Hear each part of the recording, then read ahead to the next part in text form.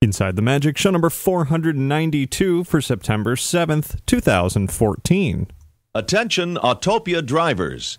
Please remain seated in your car at all times and always keep your seatbelt fastened.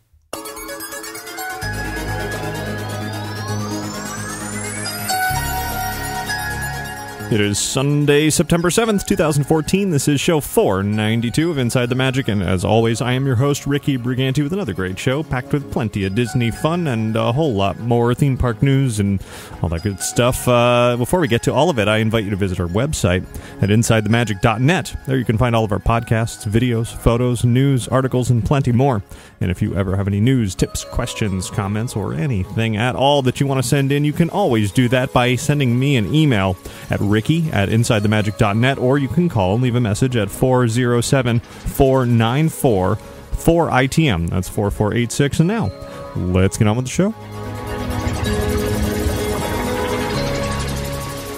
This week's episode of Inside the Magic is brought to you by Magical Travel. You can splash into magical fall rates with the Disney Cruise Line. It's all the magic of summer at a much lower rate. You can do that by calling Magical Travel about a 7-night Eastern or Western Caribbean cruise from Port Canaveral, Florida. Call them at 866-207-8387 or visit them online at magicaltravel.com to receive a free price quote. And when you do that, be sure to mention Inside the Magic to receive a free Disney gift card for qualifying bookings when you book your Disney vacation with Magical Travel.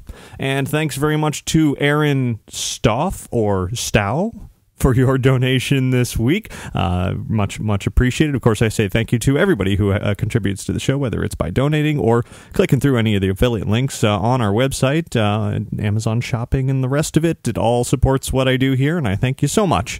And now, let's get started with a trip around the world.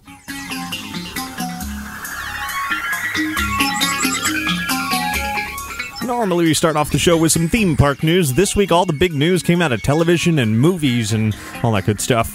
Beginning with, well, what else? It's Frozen, of course. Frozen is coming back in a new form. It's well, I guess you could call it a sequel of sorts, but it's not really. It's a short film that's on the way next year from Walt Disney Animation Studios. It was announced just a few nights ago. If you caught the ABC special all about the making of Frozen, it was announced at the tail end of that. The new short film is going to be called Frozen Fever, and it's going to star, of course, Anna and Elsa, Kristoff, Olaf. It will be directed, as was the movie, by Jennifer Lee and Chris Buck.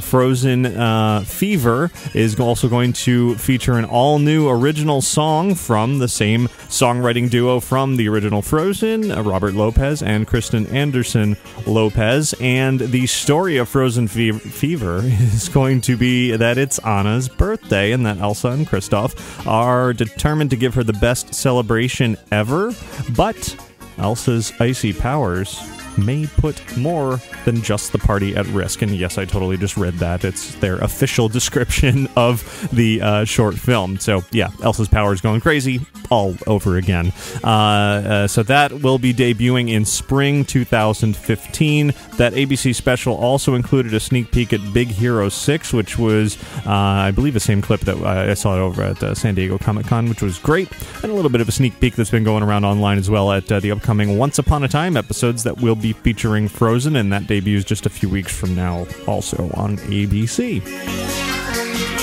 But that's not it for Frozen this week, because the new Disney on Ice show has officially made its debut. It started here in Orlando with some performances for the last few days. I saw it. It was quite entertaining, particularly for Frozen fans, because it's the Frozen version of Disney on Ice, and it's essentially the entire movie as told through ice skating, and it goes through literally scene by scene, song by song, almost skipping nothing from the film. And it's all the original audio, all the original songs and singing. They don't, act live on the ice, but they do skate around and do jumps and flips and twirls, and I'm sure there's better names for those in the world of ice skating. double axle Lutz something or other. I don't know. But all of that goes on, and you get to see a first ever character appearance from Hans and Olaf and Sven and even baby Sven and even Marshmallow, which is a pretty impressive moment. If you want to see a whole lot from the show, head over to InsideTheMagic.net, check our YouTube channel, and it is touring. It's well into 2015. It's going to be touring the country, so head to the official Disney on Ice website if you want to pick up tickets. I know a lot of them are already sold out, but there's still plenty available, I'm sure, throughout its run in the coming many, many months. It's a good show. I enjoyed it. And continuing with the sort of the movie theme here, we have an article over on InsideTheMagic.net this week. I probably should have mentioned this before, the Frozen on Ice, because I was talking about Big Hero 6, and it's because we have a sneak peek at Big Hero 6. Nothing spoilery at all.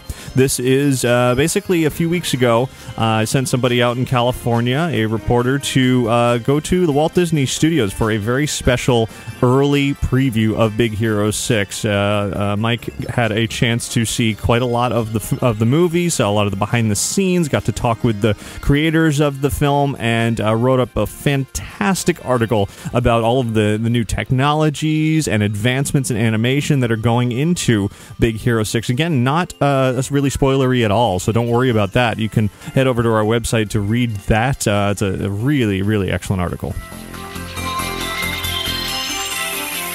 And continuing with movies here, and this one is Disney-related, though it is not a Disney film. You may have heard of Hullabaloo already, and that's because it has been making its way around online for the past few days, or last week or so. A bunch of Disney animators, both current and former, have decided, you know what, 2D hand-drawn animation is a good thing, and we want it. We want it back, we want it here, we want it to stay, and we're just going to go ahead and make our own movie. And Hullabaloo is the name of that. They describe it as a 2D hand-drawn animated steampunk film that they hope to help preserve that dying art of 2D animation. It's being helmed by James Lopez, who's a veteran Disney animator of 25 years who worked on The Lion King, Princess and the Frog, Pocahontas, Hercules, even the recent short Paperman. He's also worked for Warner Brothers and DreamWorks, and he teaches at Cal Arts, and there's a lot of other great names that are associated with this. Bruce Smith, who I actually talked to quite a few years ago when The Princess and the Frog was coming out. He was the lead animator for Dr. Facilier, if I remember correctly, but he's done many other Disney projects as well.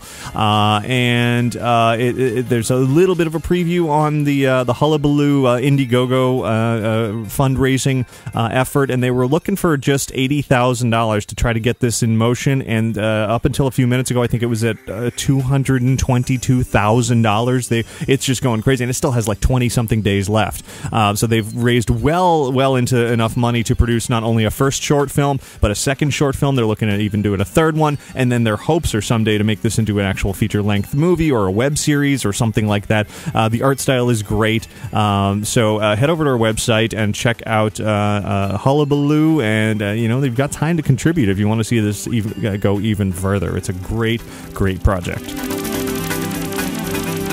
Continuing with some movie news here, back to Big Hero 6 once again, and actually adding in Tomorrowland into the mix. Disney announced, kind of surprise announcement this week, that in just a month from now at New York Comic Con in October, on October 9th to be specific, Walt Disney Studios is going to have a presentation there for previewing Big Hero 6 and Tomorrowland, which is really interesting that they've chosen New York Comic Con to do this at, after largely staying out of San Diego Comic Con, which is the big Comic Con. Big Hero 6 was there a little bit. They had a great sort of technical behind-the-scenes kind of look, but it wasn't sort of a huge for the masses type presentation like it sounds like this is going to be. And then, of course, we haven't heard anything about Tomorrowland since the D23 Expo more than a year ago. So it should be pretty interesting to hear what they have to say about that. Unfortunately, I will not be there, and I don't even have anybody to send at the moment. So if any of you out there happen to be going to New York Comic-Con, particularly on October 9th, you're going to be at the Disney Studios presentation. I would love to hear all about it, see pictures, see video, whatever you can send over. That would be wonderful. Turning away from that now, though, there will be a little bit more Tomorrowland news a little bit later in the show. We're going to jump to the theme parks now, starting out in California at Disneyland, where this week Disneyland announced Oswald the Lucky Rabbit is going to begin meeting and greeting with park guests at Disney California Adventure starting September 14th. He will be on Buena Vista Street, I believe in the former home, or soon-to-be former home, of Duffy the Disney Bear, which I hope I don't have to say that name again in the near future. It's great to see Oswald making his way over here to the United States after having debuted back in April at Tokyo Disneyland for the first time. But, you have to wait another week or so in order to meet and greet with Oswald. But already this week there was a special event at Disney California Adventure for annual pass holders, not even all annual pass holders, but specifically those who are renewing their annual pass like now through the end of the year, or October through the end of the year, or something like that. It was a renewal event specifically, and those who had pre-registered for the event a few weeks ago were able to attend a really fantastic character party. Nobody knew what was going into this until they basically showed up, and as it turned out, Oswald the Lucky Rabbit was there, not meeting and greeting, but he had an introductory cavalcade. That was definitely a big surprise. It was the first time Oswald has been seen at the Disneyland Resort, or even in the United States, in a character form.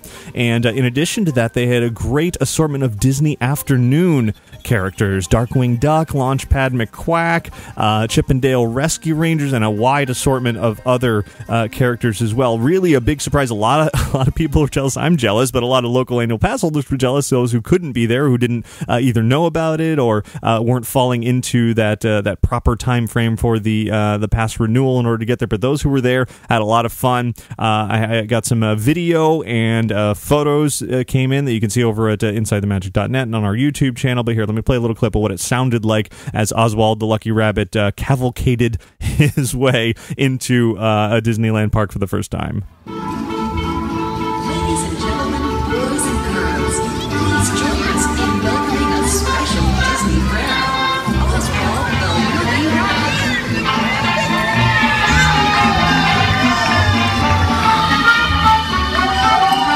So some snappy little music and an announcement welcomed Oswald in. Of course, everyone was screaming for him. Everyone was very excited, and I must say a big thank you to Sarah of Skywalking Through Neverland, as well as Ashley Mitchell, for sending over the video and photos from that evening's event. I really wish I could have been there. It looked like a whole lot of fun, and I'm still waiting for my chance to meet Darkwing Duck. But yeah, next time I'm out at Disneyland, I'll definitely have to make a stop over to see Oswald. But you can do that starting in a week, September 14th.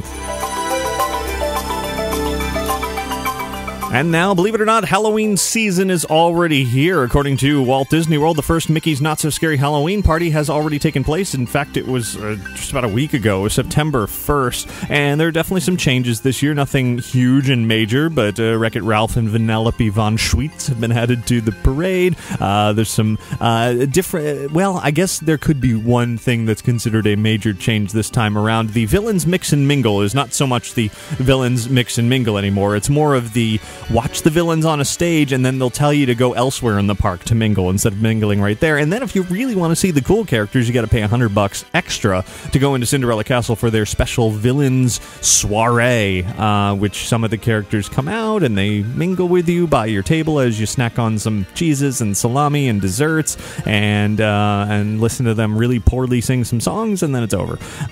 So yeah, kind of an odd change to take characters that were formerly just meeting and greeting, very easy access, easy to get to in the park, and sticking them up in the castle and make you pay extra $100 for that.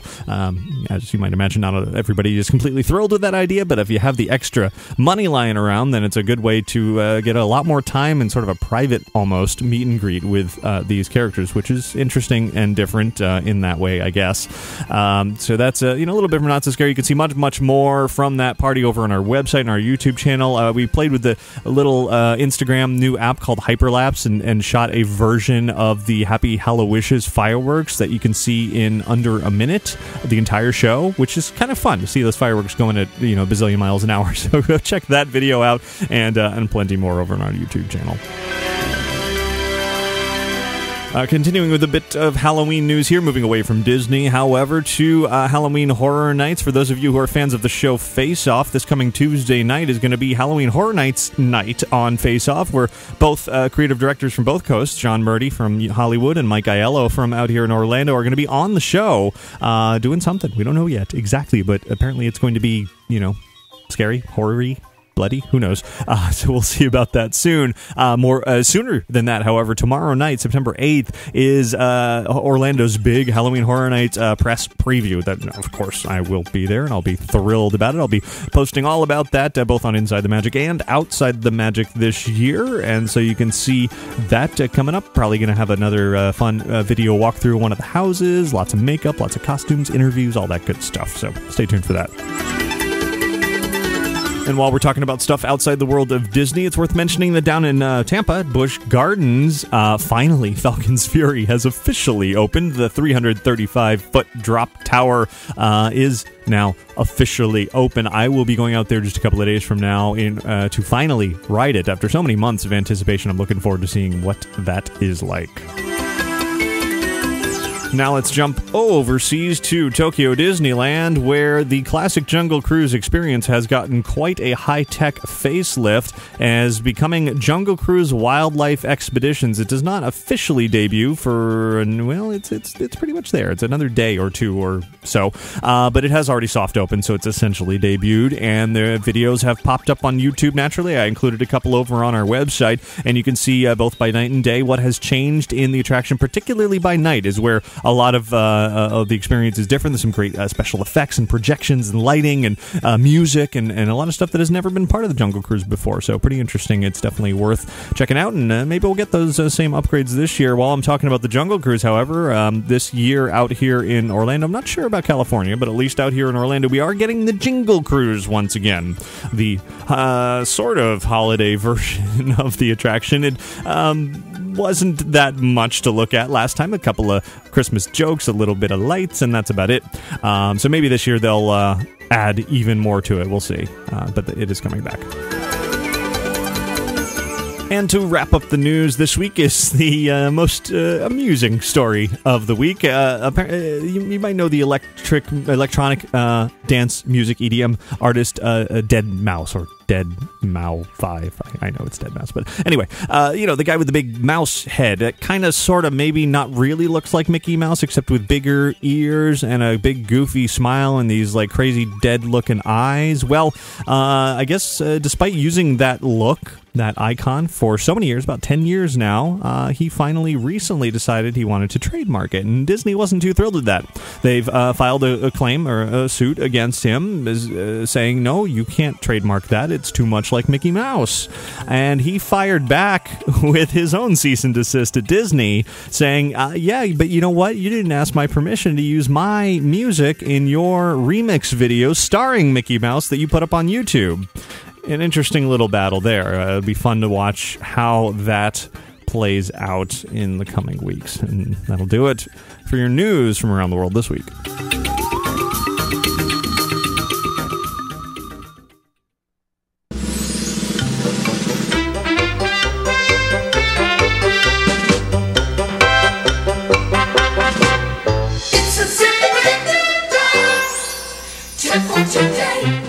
Here's a great tip that comes in from Dee Dee, who has, it's actually a very recent, sort of relevant tip to ongoings at Walt Disney World. Dee Dee writes in and says, recently, Captain Cook's reopened at the Polynesian, and the food is fantastic. For quick service, we tried the curry meatballs with white rice, pulled pork and buffalo chicken and waffles. The curry meatballs were out of this world.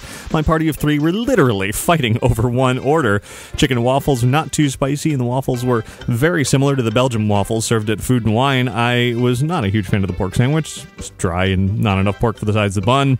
There were about 8 other items that I'm going to try there. Now comes the tip. If you're at the Magic Kingdom, leave the park and go to Captain Cook's at the Polynesian for lunch or dinner instead of the usual fast food fare in the park. It is well worth the monorail or boat ride. They have a standard burger, hot dogs, fries as well for picky kids or picky adults. But for a unique quick service experience without busting your gut, reasonable sized portions, or your wallet, this is an excellent place to eat. As an extra bonus, you can also hit the new pineapple lanai and have a Dole Whip for dessert. Dee Dee, great tip there. Great to hear that Captain Cook's has excellent new food. I haven't had a chance to go over there since it reopened recently, but after hearing that, I need to go over there and try those curry meatballs. That sounds absolutely delicious. So, yeah, great tip to, you don't have to stay in the park to eat those, meals, especially when it's just a quick monorail ride away. Very easy to get over there, have what you want, relax a little bit, sit down, and then go back in the park and have your fun. So, great tip. Everybody else, else out there, email your tips into tips@insidethemagic.net.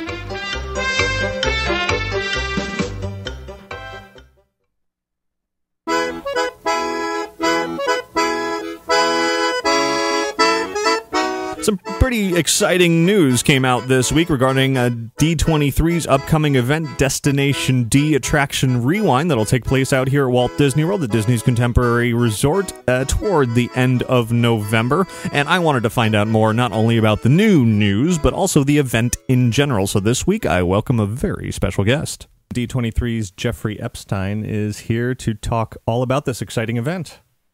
Well, Ricky, let's say, first, thank you for having me. Second, let's get it right. It's Epstein. That's what I said. No, you didn't hear Epstein.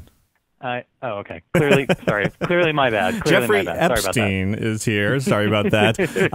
Regardless of pronunciation, Destination D Attraction Rewind is shaping up to be a really awesome event. I could not agree more. We are incredibly excited, and the announcements that we just put out about Tony Baxter, Discovery Bay, the incredible merchandise selection that I think people are just going to go crazy for, and of course the sneak peek at Tomorrowland, the new film. There's so much that we think Disney fans are just going to love.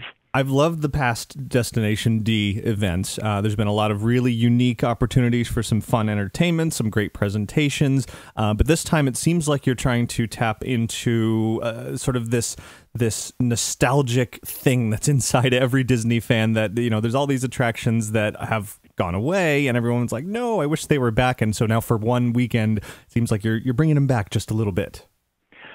Absolutely. Look, the fact is, Walt always said Disneyland will never be complete. And that's been Disney's philosophy. So attractions, you know, in Walt's time, he tore down Fantasyland completely and then rebuilt it while he was there. So I think that the idea of taking down some of the old and replacing it with the new, or updating things, was Walt's philosophy from the very beginning. Mm-hmm. He never wanted Disneyland to be a museum. Right.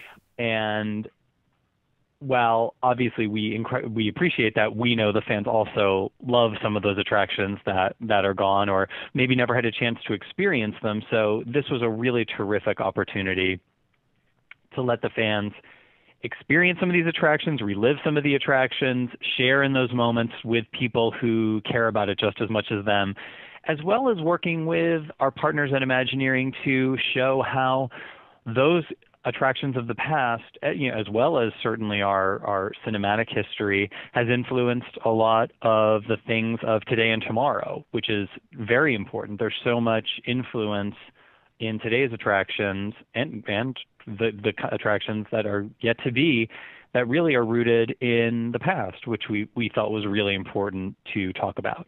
I completely agree. And when you just made the announcement this week that you're bringing the movie Tomorrowland, a sneak peek of it, the upcoming film, to Destination E, that's really unusual for this type of event. Is this the first time we've had a sort of a look at an upcoming film at one of these? No, actually, it isn't. We actually were, but we're incredibly excited to have it. We at our Walt Disney at our Destination D event celebrating feature animation, we had a whole forward-looking panel where the audience got to see a first look at images from Frozen. They were the first group to ever hear "Let It Go" be sung in public, and they got to see the Olaf puppet. They got to see footage from Wreck-It Ralph that had never been released, and they were the first U.S. audience to see Paperman. So we always try to have something forward-looking. Now I remember why I was really jealous of everybody who went to that one. I wasn't there personally. I was like, oh, yeah, I wish I had seen that.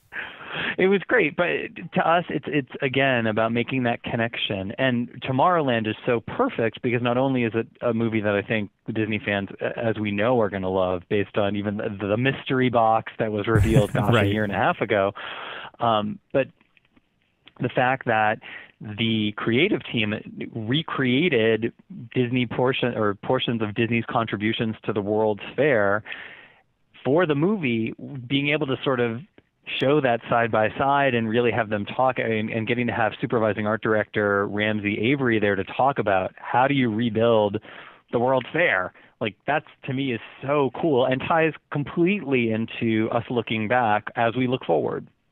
Yeah, definitely. And you were talking about, D23 Expos when you had, sort of that presentation during the studios. And then there was that great exhibit as well. And it's been an interesting journey following this film. There was The Optimist, of course, which I think a lot of people are hoping will come back in some form. With the film being so far away, how does something like this sort of get organized to promote a movie that's, it's still over a year out, right? No, just under a year. Oh, okay. It opens on May 22nd of 2015. So it'll be about 7 months out when we have our event, which is a pretty decent amount of time to give a sneak peek. We're certainly not showing the whole movie, right? But we're really excited that we'll get to peek at some of these things, and particularly the things that we feel Disney fans are really going to be into. We know It's a Small World plays a big part in the movie. Right. So, or not, I shouldn't say a big part, but we know it plays a part in the movie. I haven't seen the movie myself.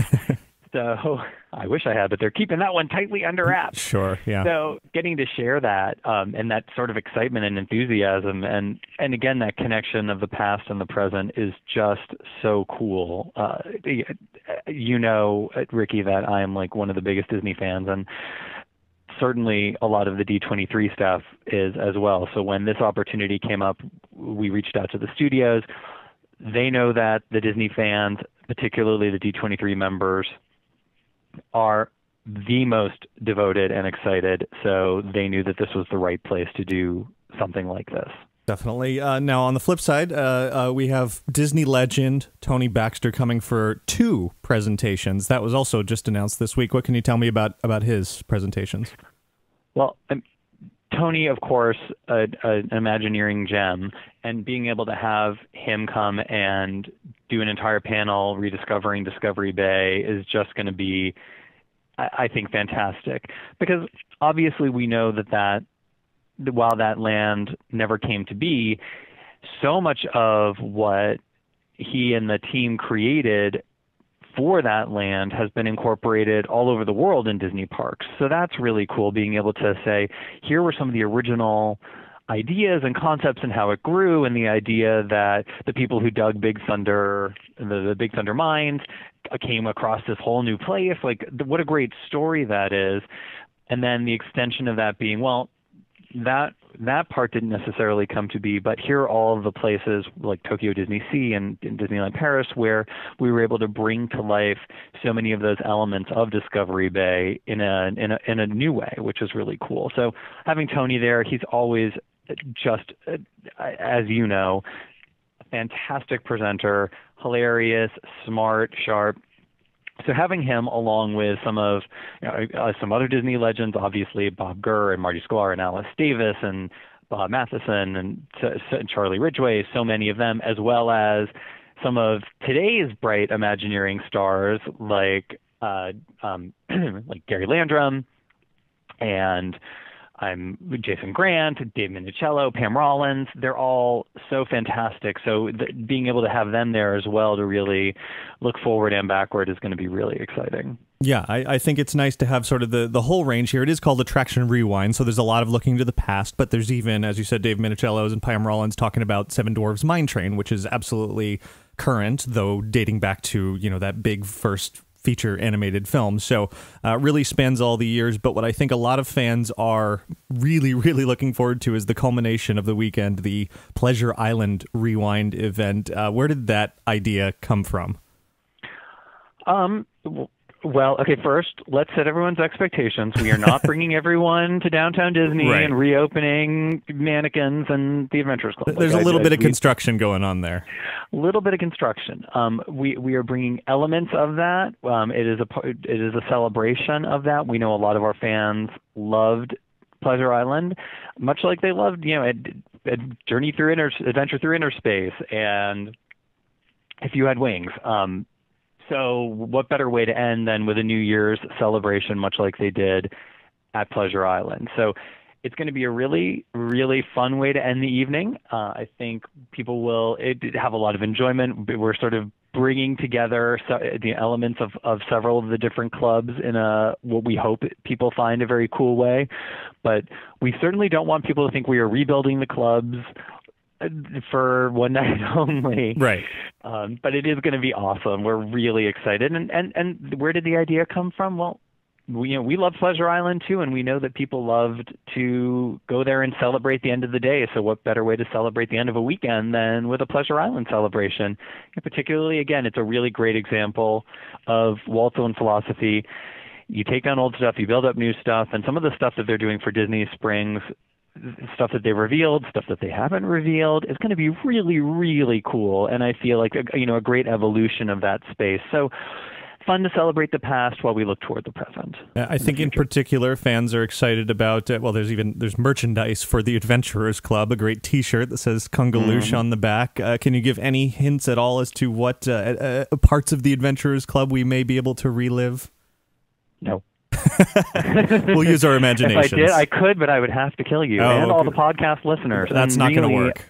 We want them all to be at the event, so it'll be fun. I think that there will be some great elements that people will fondly remember. Okay. Some interactive pieces. Sure. But that's about as much as I feel comfortable revealing right now. Not a problem. Yeah. Well, and a T-shirt, like I said, along with some Pleasure Island merchandise and a lot more from Mickey's of Glendale. Now, everything that we just mentioned is just included in the one ticket price. There's no upcharge experiences or anything like that, right? No, although you have to buy the merchandise, so that doesn't come free with your ticket price. Sure. But yeah, to your point, I mean, we think that the fans are. I mean, when you see the pins, and I know that there had been some concern on the boards. We do read the boards. I always like people to know we're fans too. We read all the chat boards. Even the limited edition pins, there will be enough for some of the guests there to get. Some who aren't in the top of the world. There was some concern about that. We want to make sure people know there's lots of pins, lots of T-shirts. Right. There's going to be that Pilsner glass. I don't know if you saw with the Pleasure Island logo. I mean, I just think that's going to go in my case. I'm going to wait in line for that one. But Mickey's of Glendale, we've had so many requests from people on the East Coast who've said, you do all these great Mickey's of Glendale events on the West Coast. Why can't you ever do one on the East Coast? Well, Mickey's of Glendale is a store, and if we could uproot that store and bring it to Orlando several times a year, we would. And finally, we had a really great reason to go to our friends at WDI and say, hey, we're doing this huge event. We think it's right in your wheelhouse. What do you think about creating a pop-up store just for the weekend? And they were incredibly excited about the idea of being able to do this. So hopefully lots of people will turn out, and they've got some surprises in store as well. There's also going to be some cool limited edition merchandise from H2O Plus and Twinings, who are two of our sponsors, so I feel like I should give them some props because it's thanks to them that we're actually getting to be able to produce the event. And certainly anyone who stays at a Disney resort gets to enjoy those H2O Plus products, so I'm very excited about that. I use them at home. And there's the special archives exhibit, too, that's going to be there that people will get to go through and see some really cool pieces that relate to the panels that they're going to be seeing. So there's a lot that's packed in there, from the panels to the exhibit to the party. It is a full weekend event. Fantastic. So November 22nd and 23rd this year is when it's taking place. D23.com is where you can purchase tickets and find out more information, right? Absolutely. And really, if you want to get a head start, November 21st is when Mickey's of Glendale is going to open up and the exhibit. So we want to make sure that everyone has a chance to feel like they've got enough time. We want to make sure there's time. And if you book a ticket, there are discount park tickets and discount hotel rooms available as well. So we wanted to make sure that guests know that as well. Fantastic. Great tips there. Jeffrey Epstein, thank you very much for talking with me here about Attraction Rewind. Ricky, thanks so much for having me. It's always a pleasure. Thanks again to Jeffrey for joining me here. I'm really, really excited about this event. I think it may be better than a D23 Expo. There's so many great panels that I'm looking forward to. It just seems like it's packed 2 solid days full of amazing Disney geeky nostalgia for so many things that everybody misses and wishes was still around, and then to culminate in the sort of the Adventurers Club / Pleasure Island overview experience, not recreation, but inspired experience. Should be a lot of fun. So I'm looking forward to seeing a lot of you there. Of course, as we just said, d23.com is the place to get tickets or find out more information.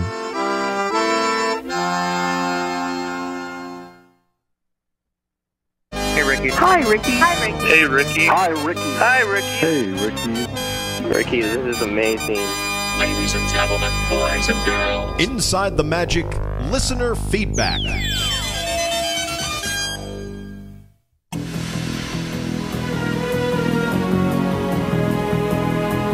And just like last week, I'm leaving plenty of time to go through all of your wonderful notes and emails and messages and whatever you want to call them in an attempt to actually catch up on listener feedback here. So let's get started with a message from Joe. And you know what? I'm just going to apologize in advance right now because I'm guaranteed to read some really old, like 3-month email that has no relevance whatsoever. So with that out of the way, here's a note from Joe, who writes, I started listening to ITM last November. It is an amazing podcast, and I appreciate all the work that goes into all the episodes. This morning I was listening to episode 217 and had a laugh out loud moment. Your review on the Pixar short Partly Cloudy has a description of an overly talkative moviegoer. Oh my gosh, I'm still laughing every time it comes to mind. Too bad you did not have your binaural microphone for that. I bet the expression on your face was priceless. It reminds me of Foul Mouth in the Tiny Toons movie, How I Spent My Vacation. Keep up the magical work. Well, Joe, I forgot all about that you wrote in, and yes, and there's nothing that irks me more than not behaving properly in a movie theater, whether it's talking or texting with glowing screens, or I guess eating is becoming increasingly acceptable in there. I mean, of course, it's always been popcorn and that sort of thing, but now you get the dine-in theaters where you got clanking the dishes and ordering food and all of that, and it's I guess I can deal with that in those situations because it is kind of fun to do it that way, but it's really not necessary to hang out in a movie theater. You're there to watch the movie. Just quiet and just watch the movie. So, yeah. Thanks for that memory, Joe. Jill from Memphis writes in, I wanted to add on to your shoe recommendation and maybe offer this as a general tip for avoiding blisters on your feet as well as leg chafing. Several years ago, I found a product that runners use called Body Glide that is fantastic. It's a silicone-based product that comes in a container like solid deodorant. It's applied like a solid deodorant as well. Just apply it to those areas prone to blisters and chafing, and you're good to go for the day. You can find it on Amazon for under $10, and it lasts for months depending on the frequency of use. Jill, good tip there. I know that's quite an old email that you're responding to, certainly, but a good tip nonetheless, because when you're going to the parks, you definitely want to take care of those feet and, well, the rest of your body, too. Jeremy writes in, says, hello there. I just got finished listening to your half-ear in review, and my question is simple, kind of. With all the land available to Disney in Florida, why are there no new plans for a new park? All of their announcements for the next 6 months seem to talk about expanding what's already there. Not to say that the expansions they've already done have been bad. Avatar, though? Jeremy, I think there's a pretty easy explanation as to why there's not a 5th theme park coming to Walt Disney World, despite the obvious land that is available. It's because they don't really need it. If you look at the attendance in general for Animal Kingdom and Disney's Hollywood Studios, particularly those two particularly, it's not like it's packed every single day, especially not Animal Kingdom. And Avatar and the nighttime entertainment and everything that's coming to that park will certainly help that one. But building a 5th theme park would just spread out those crowds even more, and yeah, it would get an initial sort of boost of tourism by announcing a new or opening a new theme park. But once that dies down, it would really just spread the crowds thin, and that's not what they want. They want to make sure that their parks are utilized to their fullest. So that's why the investment into Animal Kingdom is being made, and that's why there are changes coming to Hollywood Studios, I'm sure. They wouldn't just close down American Idol and for no reason have nothing on the way and other things, maybe some Star Wars-y things, who knows? So yes, there's, a good reason for no 5th theme park at the moment. That's not to say it will never happen. Here's an email from Easton from California who writes, I had a strange occurrence in Frontierland at Disneyland yesterday. For the last 2 years, I have been regaling my girlfriend with tall tales of fake fish that used to jump out of the water at this pond in Frontierland. The pond is near Big Thunder Mountain Railroad and features an abandoned mine shaft, formerly Nature's Wonderland. It's my favorite place in the park because it's quiet, peaceful, and there's not many people around there. And I remembered about 2005 when I discovered this part of the park, I noticed that fish would jump, quote-unquote, out of the water every 30 seconds or so. In the last 2 years since my girlfriend and I have been going to the parks together, I have not seen the fish in that pond. I just assumed the effect was removed. But just yesterday, she doubted my memories of any jumping fish, so she looked up the video on YouTube, and she could not believe that they actually existed. And about 2 hours later, we walked by the pond again and saw the fish jumping. The effect had been turned back on. Every 30 seconds, there was a fish jumping out of the water. My question is, do you or any of your listeners know if this effect has been turned off for the last few years? Easton, I know absolutely nothing about this. Are you sure they're not real fish? No. I don't know. It's certainly a question for you Disneyland locals and regulars out there. Those of you who've been going to that park for a lot longer than I have, you might be able to answer this better than I and I'm actually looking forward to hearing the answer to this, and I'll have to keep an eye out for those jumping fish next time I'm there. Next email is from Kristen, who writes, first off, wanted to tell you how much I love your show. I've been listening for 2.5 years, and it's a great way to keep me connected to my favorite thing, Disney. Here's my question. I know there is a show in Hollywood Studios called the Osborne Family Christmas Light Show, and I was fortunate enough to see it years ago. And I was wondering if you knew who exactly the Osborne family of the show's name is. I've always been curious, as my own last name is Osborne.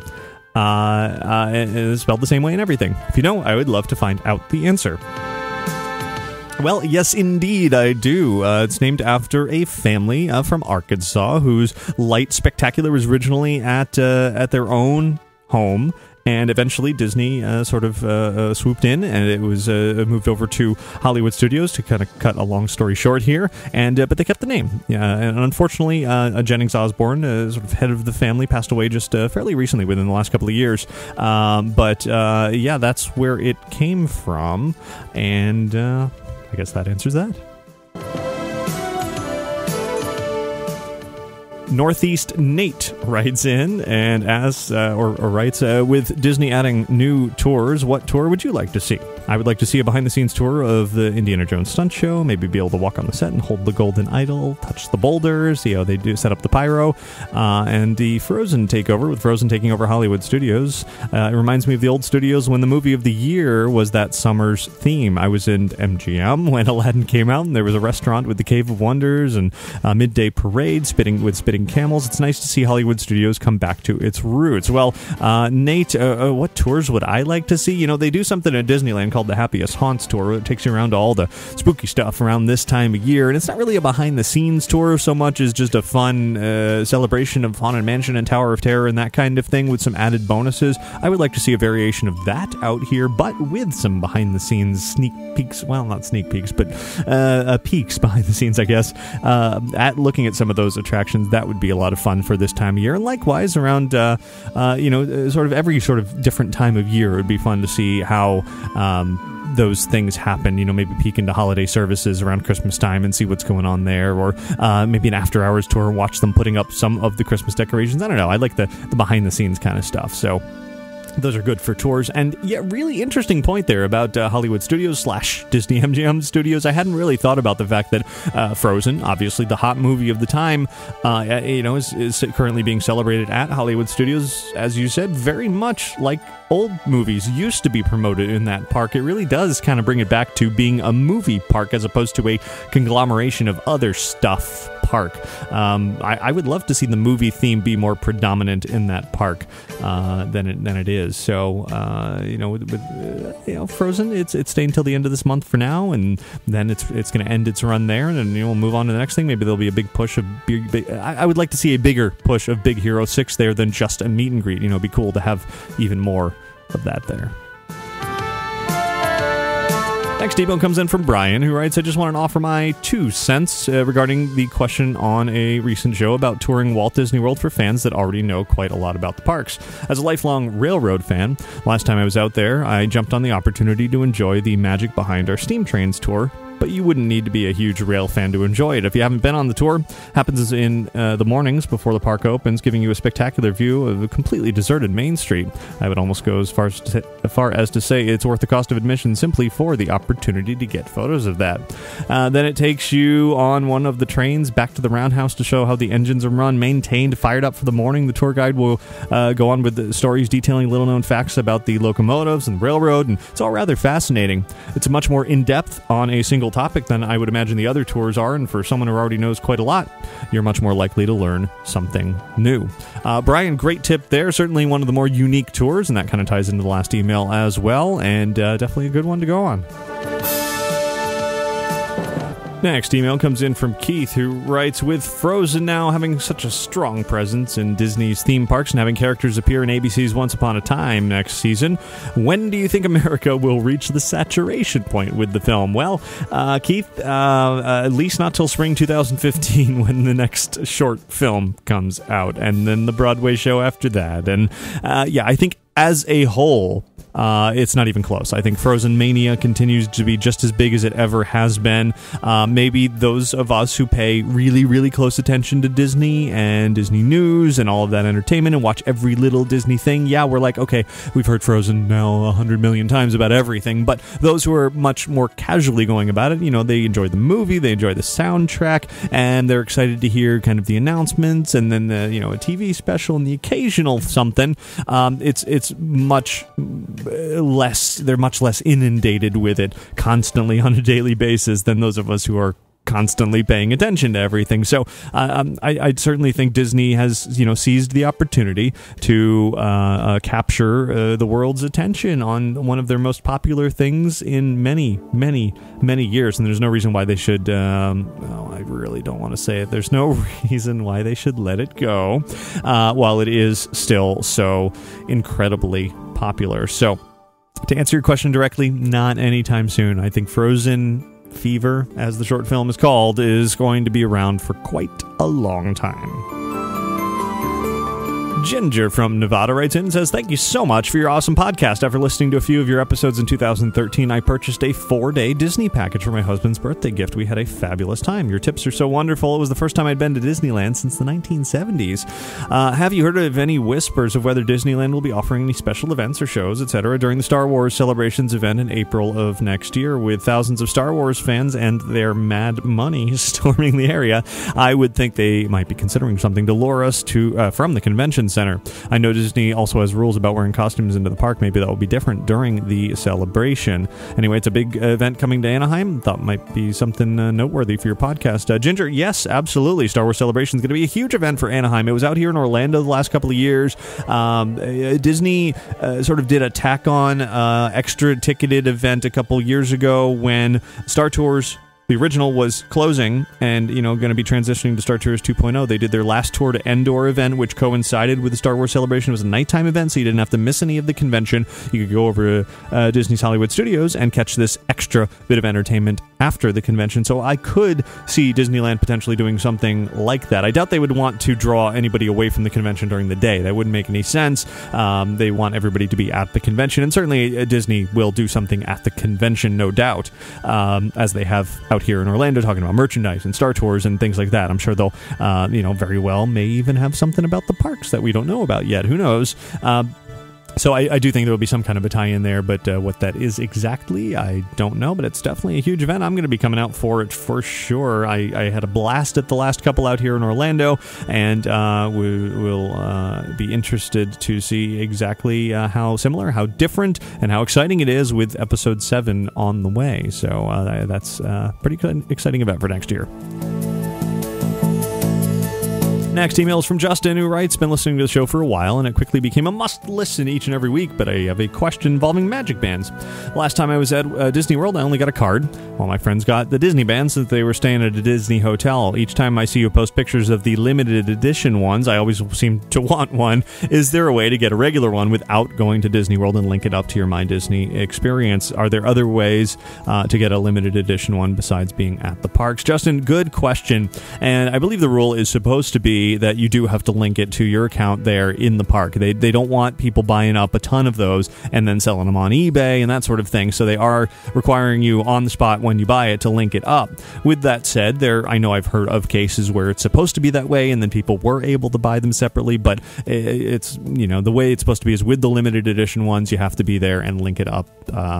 So I don't believe there's a way to get those from afar, unfortunately, so I'm sure people will get them and put them on eBay and all of that. Afterwards, unlink it from your account, so you might have some luck that way, or you just have to wait till you come back and hope they're still there.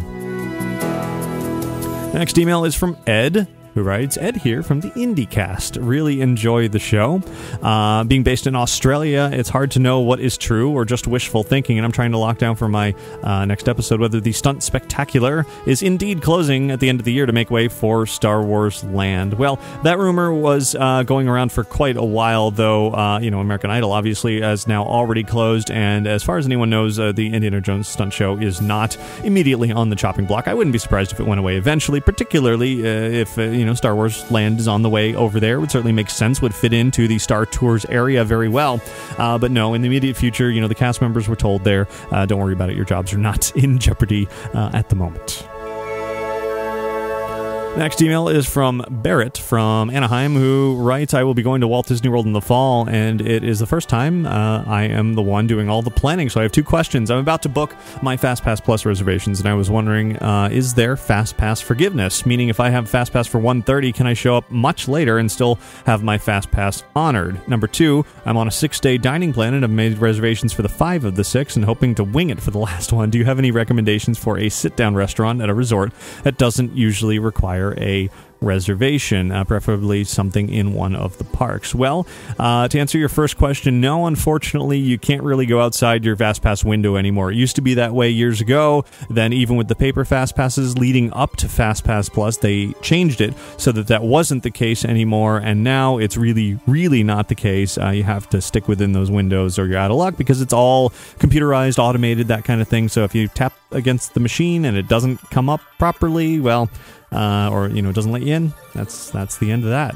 As far as a sit-down restaurant in a park that doesn't require a reservation, that's really going to depend on when you're coming and which parks you're going to. There's a lot of options that you could do for a variety of reasons, depending on if you're looking at character dining or a theme or no theme at all.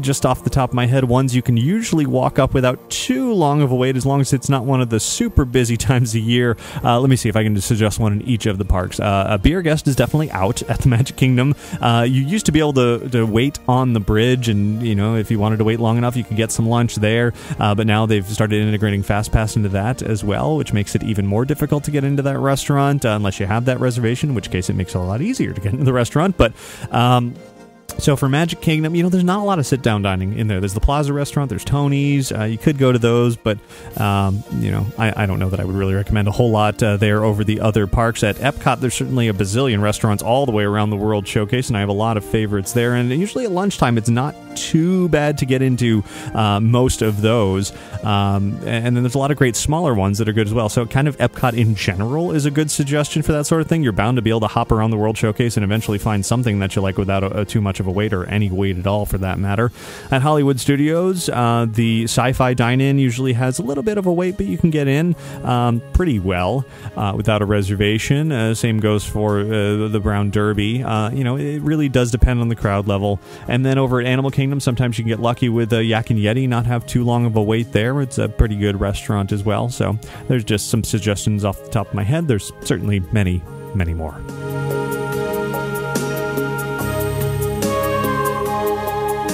Next email is from Megan, who writes, "My husband and I love your show. We're preparing for our second wedding anniversary trip to Walt Disney World. Had a quick question about FastPass Plus. We know that it's changed so that after you've used your 3 FastPass reservations for the day, you can go to the kiosk in the park to get another. We were wondering if, say we have 3 reserved and used in Animal Kingdom and then decide to go to Epcot, would we be able to go to the kiosk there and get a FastPass?" That's a really good question, Megan, when it involves park hopping. And the rule technically is you're supposed to use your 3 that you did, and then after you use your 3, that's when you can park hop, that's when you can get more. So technically the answer to your question is no.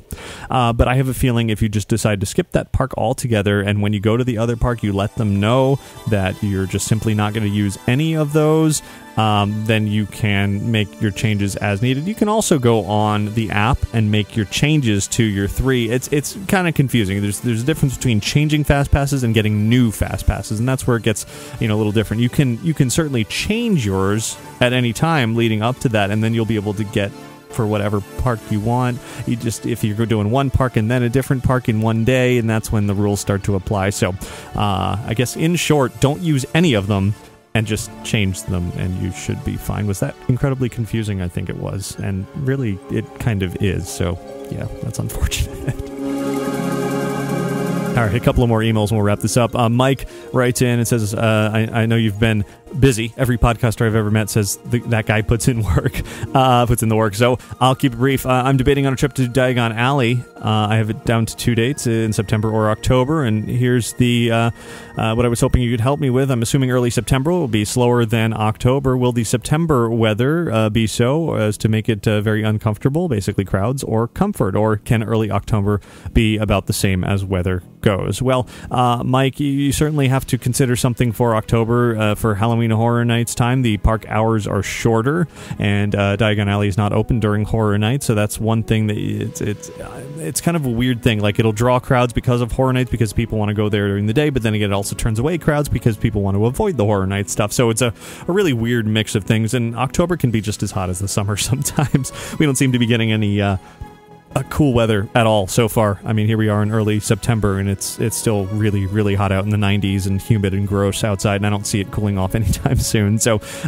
they're very comparable. Once the kids go back to school, September, October, a lot of the same. September is definitely a little bit lighter on the crowds, I think, right now, because immediately after school starts is lighter than around sort of winter break time in October. So again, another kind of confusing answer. I guess there's not really a clear one. They're kind of similar but kind of different. I think you'll have fun either way.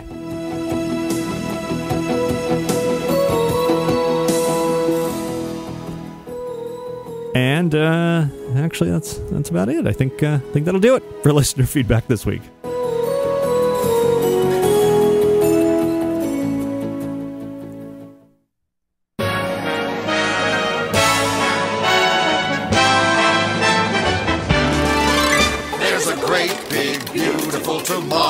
And here we are at the end of show 492, all caught up on listener feedback. Imagine that. It's not going to happen again for a very long time, because there's going to be a lot to talk about in the coming weeks. And of course, as you are well aware, Halloween season is now upon us, and I'm figuring out ways of really spacing this out in such a way that all of you who love Halloween can still get as much, if not more, Halloween fun than you're used to every year. And those of you who are not thrilled with that don't have to skip the next 2 months worth of podcast, because I know it can get to be a little bit overload sometimes. So I'm toying with the idea of creating an Outside the Magic podcast that can really feature all sort of those hardcore, gritty details about Halloween from theme parks and beyond, and then just kind of give it a casual, quick sort of mention here on this show and point you over there for the rest of it. So I'm still figuring that out. Stay tuned. Got some, a couple of weeks to go before really get into the thick of things here, and I'll figure it out during that time.